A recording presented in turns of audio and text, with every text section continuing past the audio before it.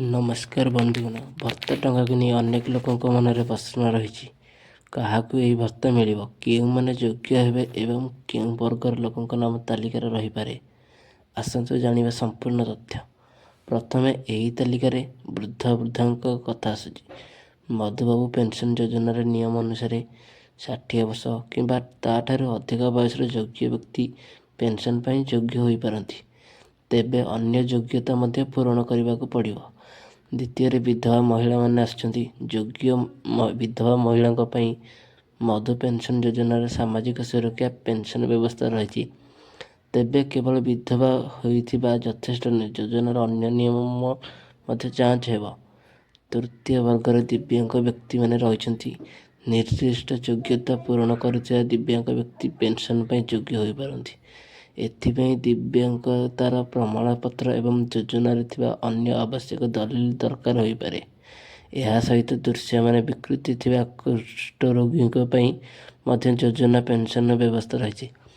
ଏପରି ବ୍ୟକ୍ତି ଯୋଜନାରେ ନିର୍ଦ୍ଦିଷ୍ଟ ଯୋଗ୍ୟତା ପୂରଣ କଲେ ସୁବିଧା ପାଇପାରନ୍ତି। ଏଥିପାଇଁ ସମ୍ପୃକ୍ତ ଦଲିଲ ଯାଞ୍ଚ ହୋଇଥାଏ। ଏଡ୍ସ ରୋଗୀଙ୍କ ପାଇଁ ମଧ୍ୟ ସାମାଜିକ ସୁରକ୍ଷା ପେନ୍ସନ୍ ବ୍ୟବସ୍ଥା ବିଶେଷ ବର୍ଗ ରହିଛି। ନିର୍ଦ୍ଦିଷ୍ଟ ସରକାରୀ ସଂସ୍ଥା ଦ୍ୱାରା ଚିହ୍ନଟ ଯୋଗ୍ୟ ବ୍ୟକ୍ତିମାନେ ଯୋଜନାର ନିୟମ ଅନୁଯାୟୀ ଲାଭ ପାଇପାରନ୍ତି। ଏଠାରେ ଆବଶ୍ୟକ 5 ଓ ପ୍ରମାଣପତ୍ର ଦରକାର ହୋଇଥାଏ। ଏଡ୍ସ ରୋଗୀଙ୍କ ବିଧବା ପାଇଁ ମଧୁବାବୁ ପେନ୍ସନ୍ ଯୋଜନା ବିଶେଷ ବ୍ୟବସ୍ଥା ରହିଛି। ଯୋଗ୍ୟତା ପୂରଣ କରୁଥିବା ବ୍ୟକ୍ତି ଏବଂ ସୁବିଧା ଯାଇପାରନ୍ତି। ତେବେ ନିର୍ଦ୍ଦିଷ୍ଟ ପ୍ରମାଣ ଓ ଅଧିକୃତ ଯାଞ୍ଚ ପରେ ହିଁ ଲାଭ ମିଳିଥାଏ। ଭତ୍ତା ପାଇବା ପାଇଁ ଓଡ଼ିଶାରେ ସ୍ଥାୟୀ ବାସିନ୍ଦା ହେବା ଭଳି ଯୋଗ୍ୟତା ମଧ୍ୟ ଲାଗୁ ରହିପାରେ। ତେଣୁ ଆବେଦନ କରୁଥିବା ବ୍ୟକ୍ତିଙ୍କ ଠିକଣା ଏବଂ ବାସସ୍ଥାନ ସମ୍ପର୍କିତ ତଥ୍ୟ ଯାଞ୍ଚ ହୋଇପାରେ। ସମ୍ପୃକ୍ତ ଦଲିଲ ସଠିକ୍ ରହିବା ଜରୁରୀ। ଭତ୍ତା ପାଇଁ ଆୟ ସମ୍ପର୍କିତ ନିୟମ ମଧ୍ୟ ରହିଛି। ସାଧାରଣ ବର୍ଗର ଆବେଦନକାରୀଙ୍କ ପରିବାର ଆୟ ନିର୍ଦ୍ଦିଷ୍ଟ ସୀମା ମଧ୍ୟରେ ଥିବା ଆବଶ୍ୟକ ହୋଇପାରେ। କିଛି ବିଶେଷ ବର୍ଗ ପାଇଁ ନିୟମ ଭିନ୍ନ ହୋଇପାରେ। ତେଣୁ ନିଜ ବର୍ଗ ଅନୁଯାୟୀ ଯୋଗ୍ୟତା ଯାଞ୍ଚ କରନ୍ତୁ।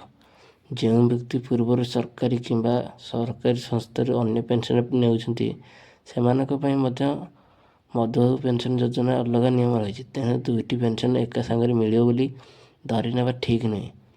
ଆବେଦନ କରିବା ସମୟରେ ବୟସ ପ୍ରମାଣ, ପରିଚୟ ପତ୍ର, ଆୟ ପ୍ରମାଣପତ୍ର, ବ୍ୟାଙ୍କ ତଥ୍ୟ ଏବଂ ବର୍ଗ ଅନୁଯାୟୀ ଅନ୍ୟ ଦଲିଲ ଦରକାର ହୋଇପାରେ। ତେଣୁ ଆବେଦନ କରିବା ପୂର୍ବରୁ ସମସ୍ତ ସଠିକ୍ ଦଲିଲ ଠିକ୍ ଅଛି କି ନାହିଁ ଭଲ ଭାବେ ଯାଞ୍ଚ କରନ୍ତୁ। ଯଦି ଆପଣଙ୍କର 60 ବର୍ଷରୁ ଅଧିକ ବୟସର ବୃଦ୍ଧ ଅଛନ୍ତି, ତେବେ ତାଙ୍କ ନାମ ପେନ୍ସନ୍ ତାଲିକାରେ ଅଛି କି ନାହିଁ ଯାଞ୍ଚ କରନ୍ତୁ। ନାମ ନଥିଲେ ଯୋଜନାର ଅନ୍ୟ ଯୋଗ୍ୟତା ପୂରଣ କରୁଛନ୍ତି କି ନାହିଁ ଦେଖି ଆବେଦନ ପ୍ରକ୍ରିୟା ଜାଣନ୍ତୁ।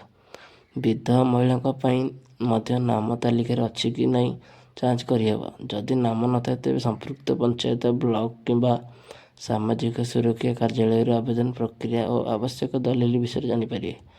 ଦିବ୍ୟାଙ୍ଗ ବ୍ୟକ୍ତିମାନେ ନିଜ ଦିବ୍ୟାଙ୍ଗ ପ୍ରମାଣପତ୍ର ଠିକ୍ ଅଛି କି ନାହିଁ ଯାଞ୍ଚ କରିବା ରଖନ୍ତୁ। ପ୍ରମାଣପତ୍ରର ତଥ୍ୟ ଅନୁଯାୟୀ ଯୋଜନାର ଯୋଗ୍ୟତା ନିର୍ଦ୍ଧାରିତ ହୋଇପାରେ। ତେଣୁ ଆବେଦନ ସମୟରେ ସଠିକ୍ ଓ ଦୈବ ଦଲିଲ ଜରୁରୀ। ଭତ୍ତା ତାଲିକାରେ ନାମ ନଥିଲେ ଭତ୍ତା ସବୁଦିନ ପାଇଁ ବନ୍ଦ ହୋଇଗଲା ବୋଲି ତୁରନ୍ତ ଭାବନ୍ତୁ ନାହିଁ। ଆବେଦନ ଯାଞ୍ଚ, ତଥ୍ୟ ସଂଶୋଧନ କିମ୍ବା ଅନ୍ୟ କୌଣସି ପ୍ରକ୍ରିୟା ଚାଲି ଯାଇପାରେ। ନିଜ ଆବେଦନ ସ୍ଥିତି ସମ୍ପୃକ୍ତ କାର୍ଯ୍ୟାଳୟରୁ ନିଶ୍ଚିତ କରନ୍ତୁ।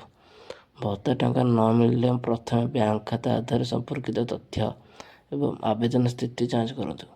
କୌଣସି ସମସ୍ୟା ଥିଲେ ନିଜ ପଞ୍ଚାୟତ କିମ୍ବା ବ୍ଲକ କାର୍ଯ୍ୟାଳୟରେ ଯୋଗାଯୋଗ କରନ୍ତୁ। ଅଧିକୃତ ତଥ୍ୟ ନେବା ସବୁଠାରୁ ନିରାପଦ ଉପାୟ।